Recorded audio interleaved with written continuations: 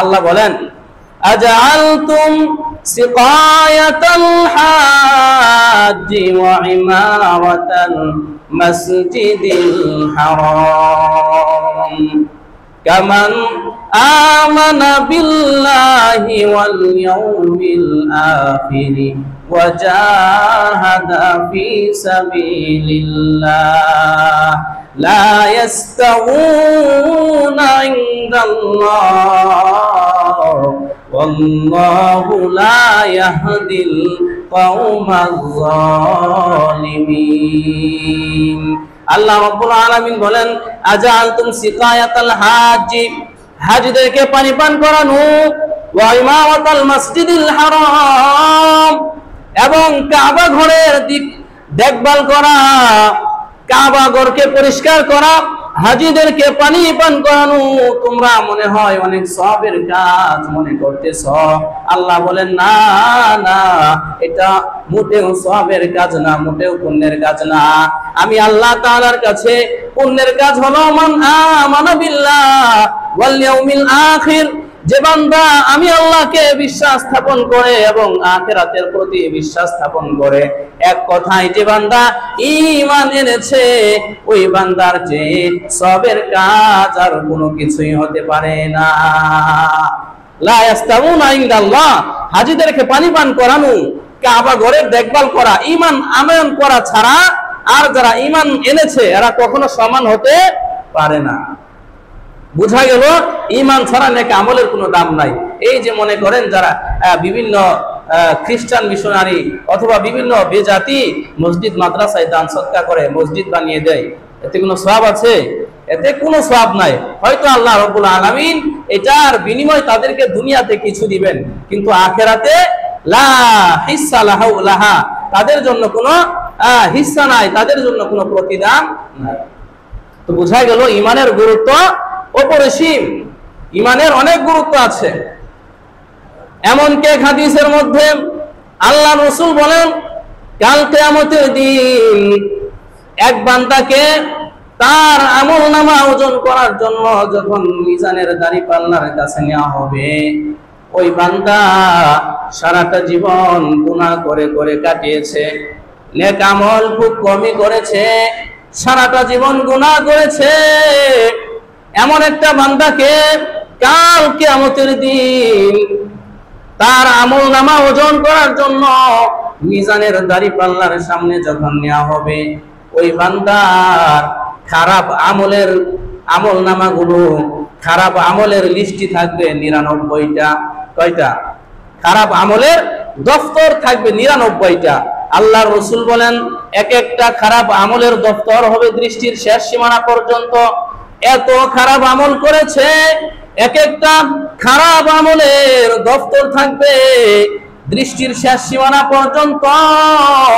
এটা দেখার পর ওই বান্দা চিন্তা করতে থাকবে, আজকে মনে হয় আমার জাহান্নাম ছাড়া কোনো উপায় নাই, কোনো গতি নাই।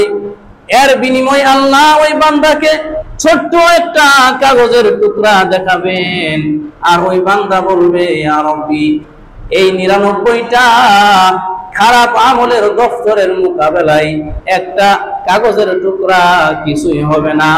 এবার আল্লাহ ডাক দিয়া বলবেন হে বান্দা, আমি আল্লাহ দুনিয়াতেও কারো প্রতি জুলুম করি নাই, আখিরাতেও আমি আল্লাহ কারো প্রতি জুলুম করব না, আমি আল্লাহ জালেম না। এবার আল্লাহ রাব্বুল আলামিন যখন ওই বান্দার 99টা খারাপ আমলের দফতর এক পাল্লাই রাখবে, অপর পাল্লাই ওই ছোট্ট একটা কাগজের টুকরা রাখবে, আল্লাহর কুদরতে ওই 99টা দফতরের মোকাবেলায় ওই ছোট্ট কাগজের টুকরাটাই ভারী হয়ে যাবে। একবার জোরে বলুন না সুবহানাল্লাহ।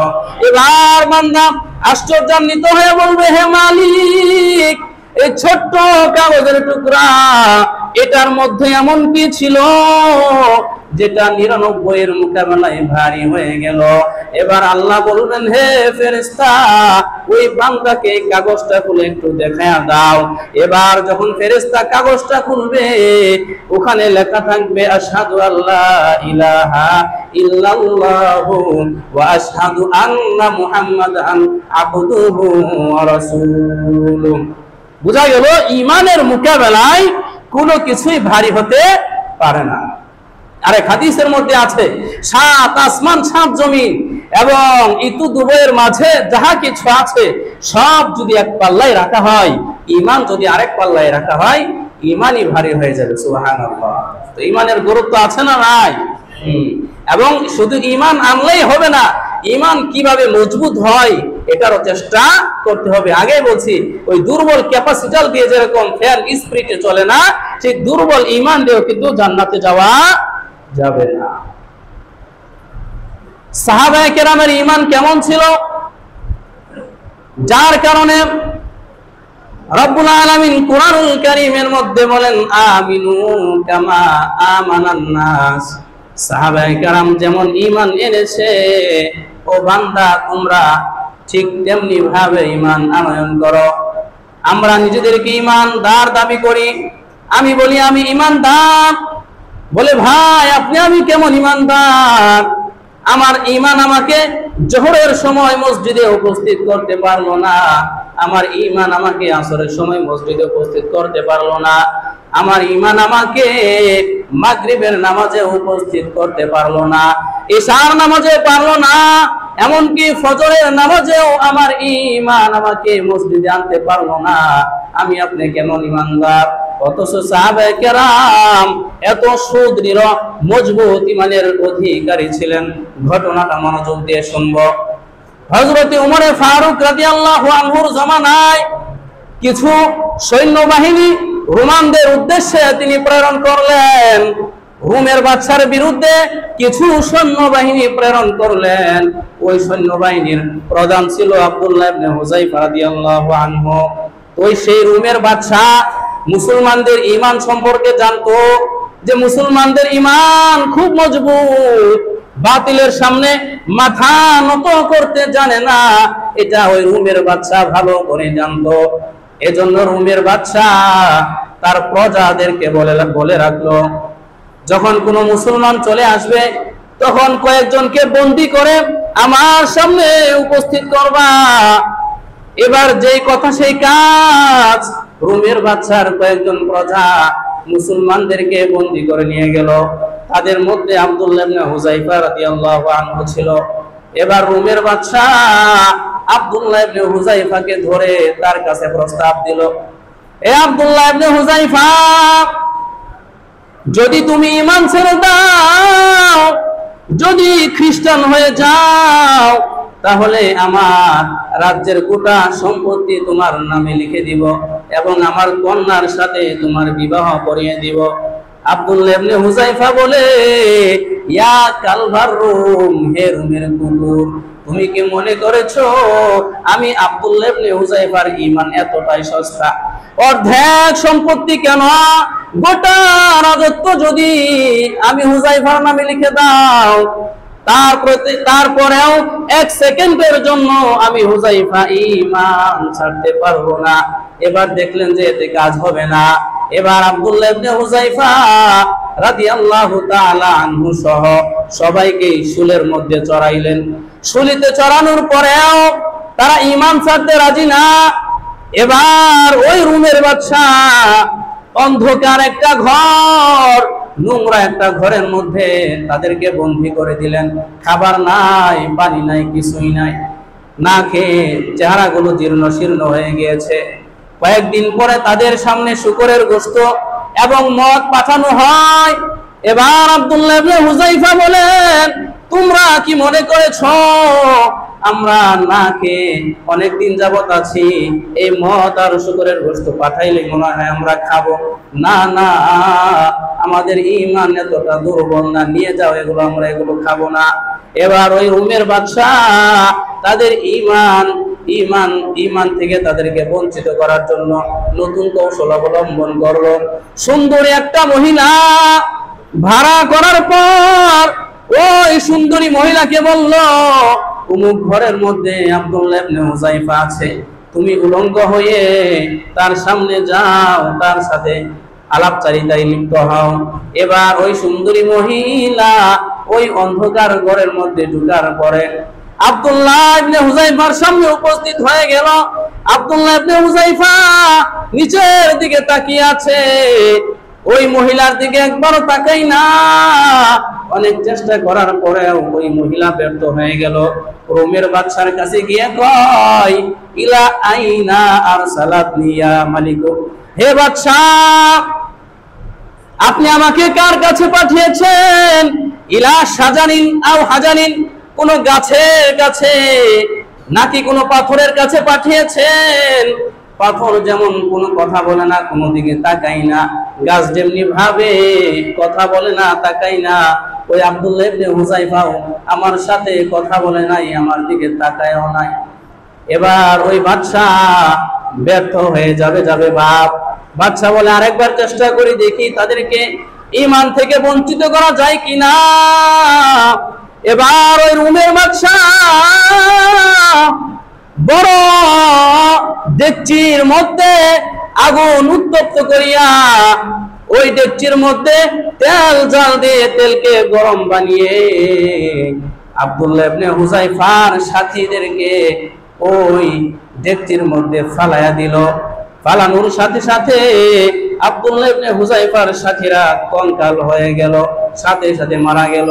এবার আব্দুল্লাহ ইবনে হুযায়ফা কান্না করতেছে, চোখ দিয়ে পানি পড়তেছে।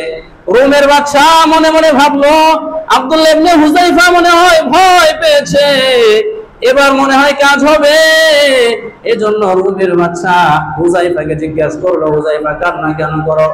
আব্দুল্লাহ ইবনে হুযায়ফা বলে, আল্লাহ রাব্বুল আলামিন আমাকে একটা মাত্র জীবন দিয়েছেন, যা কিছুক্ষণ পরেই আল্লাহর রাস্তায় শহীদ হয়ে যাবে। আমি হুযায়ফা বড় আফসোস করি, আল্লাহ কেন আমাকে মাত্র একটা জীবন দান করলেন? আমার শরীরে যতগুলো পশম আছে, এই পশম পরিমাণ যদি আল্লাহ আমাকে জীবন দান করতেন, প্রত্যেকটা জীবন আমি আল্লাহর রাস্তায় এরকম ভাবে বিলিয়ে দিতাম। এই আফসোস করে আমি হুযায়ফা কান্না করি। সুবহানাল্লাহ।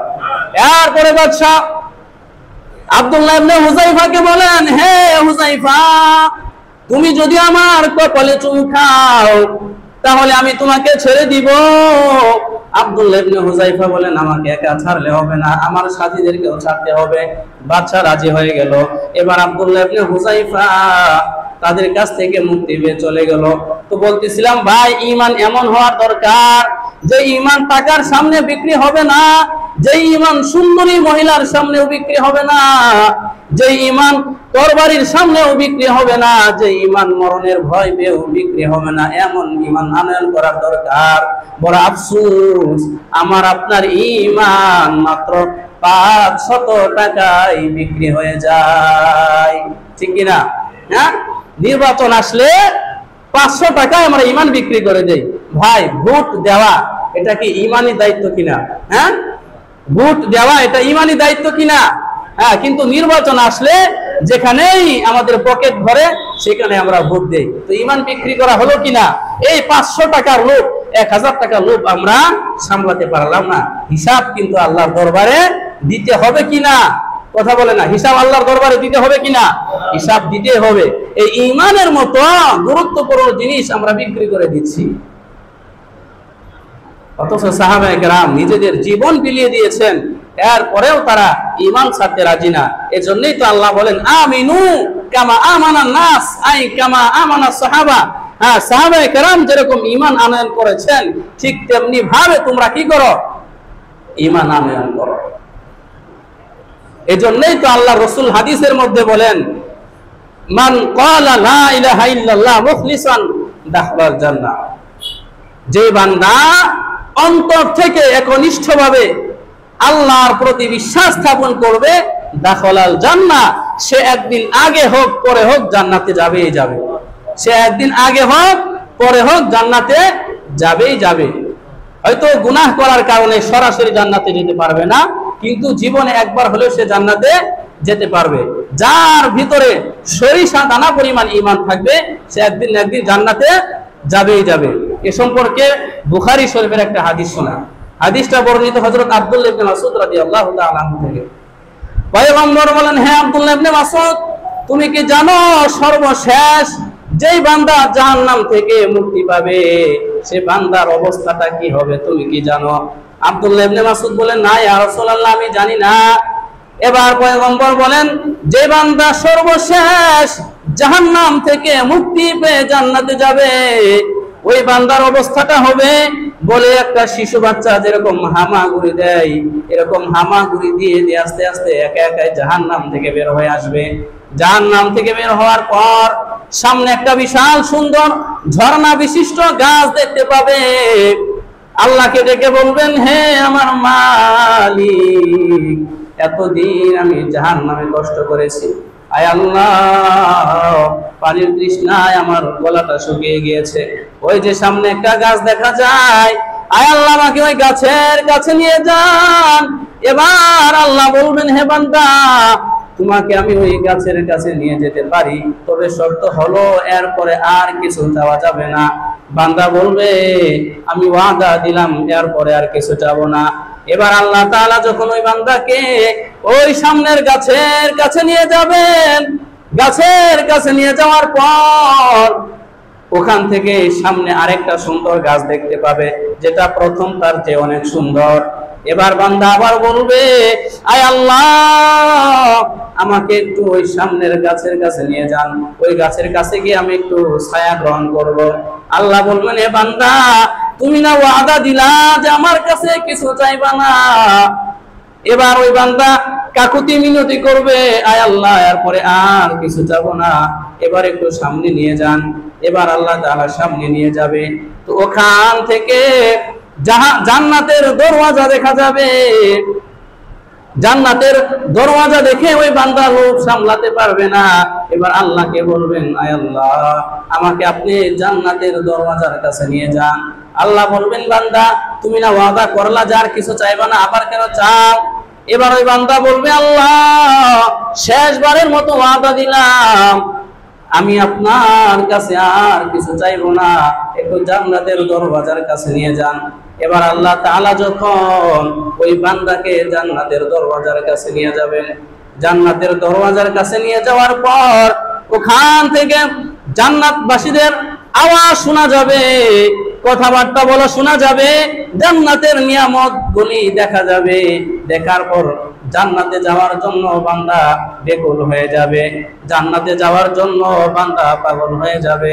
এবার আল্লাহকে বলবে, হে আমার মালিক, আয় আল্লাহ আমি তো ওয়াদা করেছিলাম কিছু চাইবো না, আয় আল্লাহ আমাকে আপনি জাহান্নাম থেকে মুক্তি দিয়েছেন, জান্নাতের দরওয়াজার কাছে নিয়ে এসেছেন, এখন যদি আমাকে জান্নাতে না দেন তাহলে ওই জান্নাতের লোকেরা আমাকে দেখে টিটকারি করবে পারবে আর বলবে, দেখো ওই নিমুখারাম বান্দা আল্লাহর জান্নাতের দরওয়াজা পর্যন্ত এনেছেন কিন্তু তার গুনাহের কারণে তাকে জান্নাতে দেন না।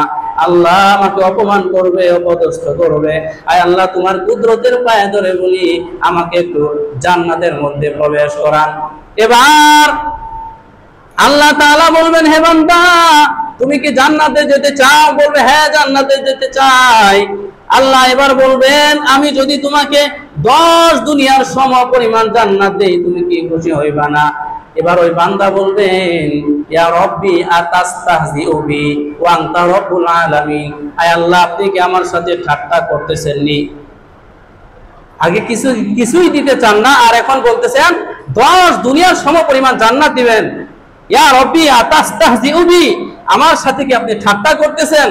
আল্লাহ তাআলা বলবেন, হে বান্দা আমি আল্লাহ ঠাট্টা করি না, আমি আল্লাহর ওয়াদা মিথ্যা নয়। দুনিয়ার মধ্যে আমি আল্লাহর রাসূল মুহাম্মদ নবীকে বলে নাই যে বান্দা লা ইলাহা ইল্লাল্লাহ বলবে সে একদিন না একদিন জান্নাতে যাবেই। এই কথাটা কি বলে নাই? নবী কি বলে নাই যার মধ্যে সরিষা দানা পরিমাণ ঈমান থাকবে আল্লাহ তাকে 10 দুনিয়ার সম পরিমাণ জান্নাত দিবেন? এই কথা কি বলে নাই? বলে হ্যাঁ বলেছিল। কাজেই তোমার মধ্যে সরিষা দানা পরিমাণ ঈমান বিদ্যমান থাকার কারণে আমি আল্লাহ আজকে তোমাকে 10 দুনিয়ার সম পরিমাণ জান্নাত দান করলাম। তো যার ভিতরে সরিষা দানা পরিমাণ ঈমান থাকবে সেও একদিন না একদিন জান্নাতে প্রবেশ করবেই। যাই হোক, সময় নাই। তো আমরা যারা ঈমানদার, হ্যাঁ, যারা আল্লাহকে বিশ্বাস করি, এই ঈমানটা কিভাবে মজবুত রাখা যায়, কিভাবে সুদৃঢ় রাখা যায়, এই চিন্তা কিন্তু করতে হবে। দুর্বল ঈমান দিয়ে কিন্তু জান্নাতে যাওয়া যাবে না। তো রব্বুল আলামিন আমাদের সকলকেই আমাদের ঈমানকে তাজা পোক্ত রাখার তৌফিক দান করুন। সকলে বলি আমিন। ওয়া আখিরু দাওয়ানা আলহামদুলিল্লাহি রাব্বিল আলামিন। যারা সুন্নাত করেন সুন্নাত করেন।